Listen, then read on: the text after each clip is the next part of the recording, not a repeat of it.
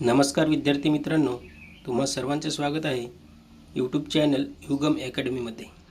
आज आपण समाजसुधारक राजा राममोहन राय व त्यांच्या ब्राह्मो समाज याविषयी माहिती पाहणार आहोत। व्हिडिओ आवडल्यास चॅनलला सबस्क्राईब करा। तर राजा राममोहन राय यांचा जन्म 22 मे 1772 मध्ये रामनगड, हुबळी, बंगाल येथे झाला। त्यांच्या वडिलांचे नाव रमाकांत राय व आईचे नाव तारिणी देवी असे होते। कृष्णचंद्र बंदोपाध्याय बॅनर्जी हे त्यांचे आजोबा नवाबाच्या दरबाराला नोकरीला होते। नवाबाने त्यांना राय ही सन्मानपूर्वक पदवी दिलेली होती। त्यांचे बंगाली, फारसी व संस्कृत या 3 भाषांचे प्राथमिक अध्ययन घरीच झाले। बिहारमधील पाटणा येथे ते फारसी व अरबी भाषेच्या शिक्षणासाठी गेले, तर संस्कृत शिक्षणासाठी ते वाराणसीला गेले। त्याचवेळी तुलनात्मक अध्ययन करून त्यांच्या लक्षात आले की विविध देवदेवता व त्यांचे अवतार आणि मूर्तीची पूजा करणे अयोग्य आहे, कारण एकच अद्वितीय परमेश्वर आहे।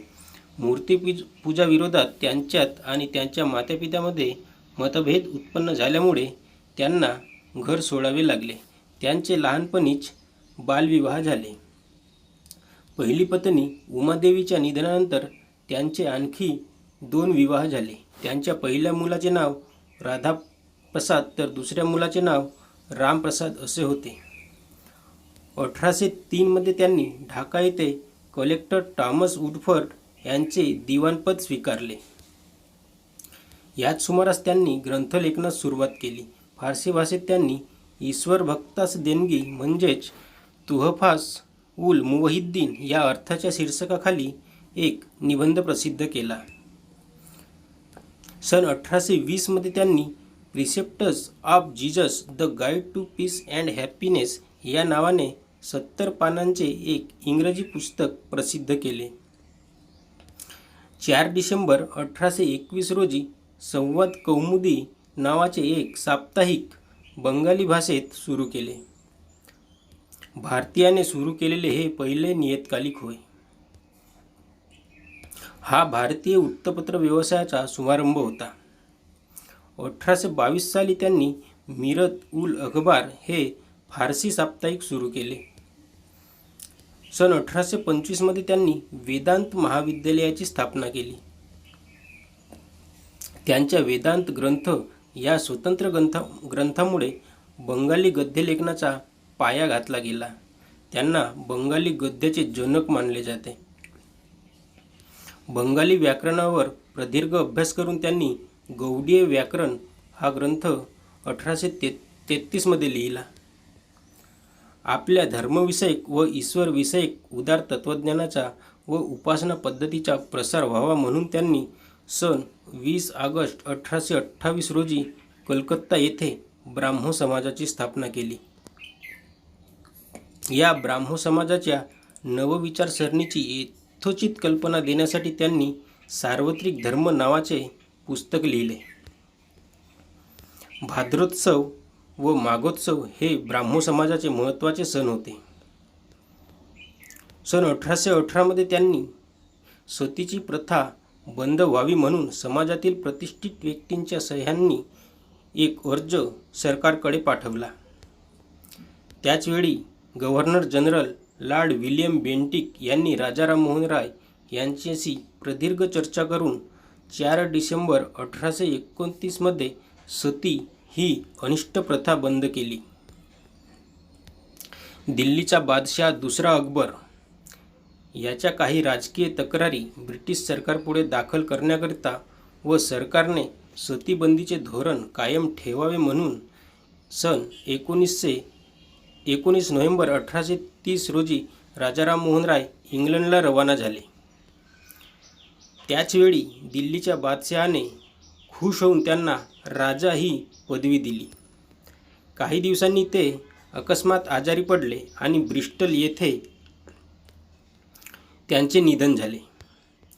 रवींद्रनाथ टागोर यांचे आजोबा द्वारकानाथ टागोर आणि त्यांच्या सहकाऱ्यांनी कार्नोव्हल येथे त्यांची समाधी बांधली। ब्राह्मो समाजाविषयी माहिती 20 ऑगस्ट 1828 रोजी राजा राममोहन राय यांनी द्वारकानाथ टागोर, कालीनाथ राय आणि मथुरानाथ मलिक या 3 मित्रांच्या सहकार्याने कोलकाता येथे ब्रह्मसभा स्थापन केली. या सभेलाच पुढे ब्राह्मो समाज म्हणू लागले. नंतर प्रसन्नकुमार ठाकूर, चंद्रशेखर देव व रामचंद्र विद्यावागीस हे सभासद त्यांना येऊन मिळाले. हळूहळू सभेच्या सदस्यांची संख्या वाढू लागली आणि त्यामुळे ब्राह्मो समाजाला स्वतंत्र मंदिराची आवश्यकता भासू लागली. 23 जानेवारी 1830 रोजी या मंदिराचा उद्घाटन समारंभ झाला. राजा राममोहन राय यांच्या निधनानंतर ब्राह्मो समाजाची धुरा देवेंद्रनाथ टागोर यांनी सांभाळली. देवेंद्रनाथ टागोर यांनी 1838 मध्ये ब्राह्मो समाजात प्रवेश केला. देवेंद्रनाथ टागोर यांनी 1838 मध्ये तत्वबोधिनी नावाची सभा स्थापन केली. केशवचंद्र सेन यांनी 1857 मध्ये ब्राह्मो समाजाचे सदस्यत्व पत्करले, परंतु देवेंद्रनाथ टागोर व केशवचंद्र सेन या दोघांमध्ये वैचारिक मतभेद होते. देवेंद्रनाथ टागोर यांनी आदि ब्राह्मो समाज याचे कार्य मुख्यत्वे करून धार्मिक सुधारणांशी संबंधित होते, तर केशवचंद्र सेन यांच्या नेतृत्वाखालील नूतन ब्राह्मो समाजाने समाज सुधारणेसारख्या व्यापक क्षेत्रात आपले कार्य सुरू केले. केशवचंद्र सेन यांनी सुलभ समाचार या साप्ताहिकाद्वारे आपल्या विचारांचा प्रसार केला. नूतन ब्राह्मो समाजाने स्त्रियांनाही ब्राह्मो समाजात स्थान दिले. त्याचबरोबर स्त्रियांच्या शिक्षणासाठी व्हिक्टोरिया इन्स्टिट्यूट व नॉर्मल स्कूल या संस्थांची स्थापना केली. केशवचंद्र सेन हे ब्राह्मो समाजातून फुटून 1866 मध्ये बाहेर पडले व त्यांनी भारतीय ब्राह्मो समाज नावाचे संस्था स्थापन करून समाजकार्य सुरू केले. मुलींच्या विवाहाची वय किमान 14 वर्षे ठरविणारा the native civil marriage act सन 1872 मध्ये पास झाला. त्यामागे केशवचंद्र सेन यांचा मोठा हात होता. परंतु 14 वर्षे पूर्ण न झालेल्या आपल्या मुलीचा विवाह त्यांनी कूचबिहारच्या राजासोबत सन 1878 मध्ये घडवून आणला. त्यामुळे नूतन ब्राह्मो समाजाच्या काही सदस्यांचा त्यांच्यावरील विश्वास उडाला आणि त्यातूनच पुढे विश्वनाथ शास्त्री, आनंद मोहन बोस, शिवचंद्र दत्त व उमेशचंद्र दत्त यांनी साधारण ब्राह्मो समाज या वेगळ्या संस्थेची स्थापना केली. धन्यवाद मित्रांनो.